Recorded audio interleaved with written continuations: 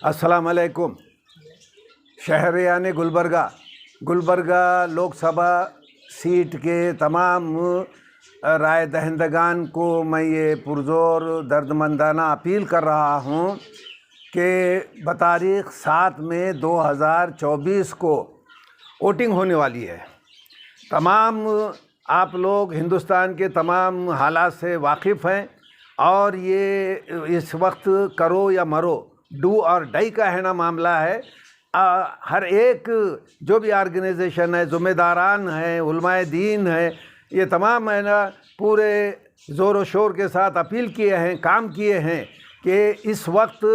हमारे को इंडिया गठबंधन यानी कांग्रेस पार्टी को जिताना है। बीजेपी जो मोदी प्राइम मिनिस्टर है, इसको किसी हालत में भी हराकर दिल्ली के सत्ता से, इख्तिदार से बेदखल करना है। तो इसके लिए 7 मई 2024 को हर एक की ये ज़िम्मेदारी बनती है, ये फ़र्ज़ ऐन है कि अलसबा अपने अपने वोट ठंडे ठंडे वक्त जाकर कास्ट करें। फिर उसके बाद अपने ख़ानदान के हर फर्द, अपने पड़ोस का,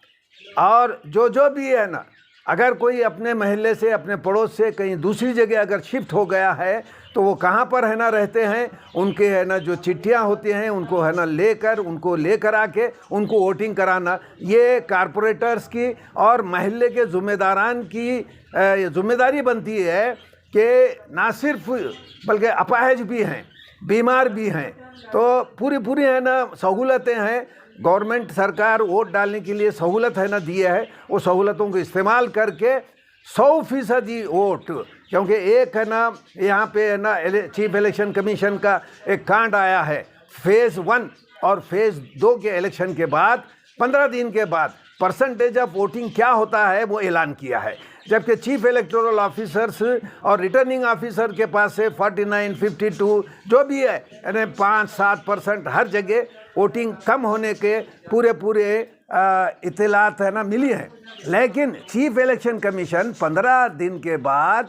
वो जो फिगर जाहिर करता है, वो उसमें 5 से 6%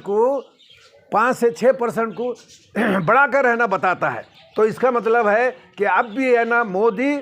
अपने पास जो भी है ना इंस्टीट्यूशन है, चाहे चीफ इलेक्शन कमीशन हो या और कोई, बराबर इस्तेमाल करने की कोशिश कर रहा है या ईवीएम के साथ है ना गड़बड़ करने की कोशिश कर रहा है। तो हमारी ज़िम्मेदारी बनती है कि 7 मई 2024 को हमारा जो वोटिंग परसेंटेज होना चाहिए वो 80 के ऊपर होना चाहिए, ताकि वो कोई है ना गड़बड़ ना कर सके। तो मेरी और एक मरतबा तमाम है ना राय दहिंदगान गुलबर्गा, वो कौन सी भी है ना ज़ात के हो, कास्ट के हो, हम मुसलमानों से तो पुरखुलूस है ना मेरी ये उम्मीद है और मैं ये चाहता हूँ कि आप ज़्यादा से ज़्यादा है ना तादाद में निकल के अपने दोस्तों अहबाबों के और कहाँ से हैं वो वोट करके 80 से 90% तक